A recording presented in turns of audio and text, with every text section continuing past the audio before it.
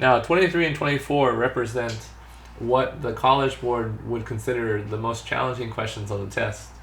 And you have to have a good understanding of elimination here, and you can spend minutes on this question and not get the right answer, or you can try to solve this using fundamental solutions or methods, and it could take you a minute. And so the first thing I'm going to do is recognize that I have these two things written in standard form. So the two lines are written in standard form, and they're asking me for the y value of the solution.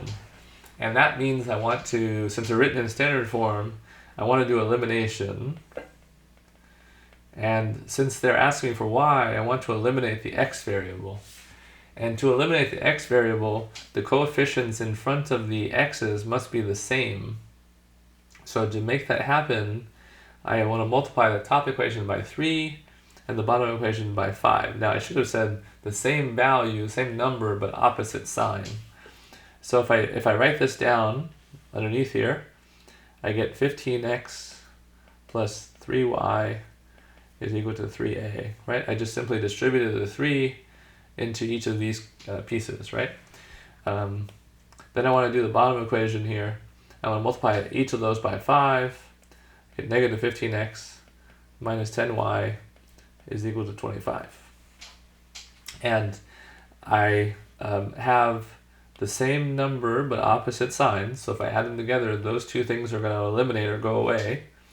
Then I get 3y minus 10y is minus 7y is equal to 3a plus 25, right? And so I divide by negative 7, 3a plus 25 divided by negative 7. Now I don't even have to do anything more than that. I can just look at the answer choices and say which one looks to be correct, and the correct answer is A. All they did is moved around the negative sign, but it is exactly the same answer as we got. Okay, again, if you recognize this as an elimination and you do the method correctly, this can be a very easy question.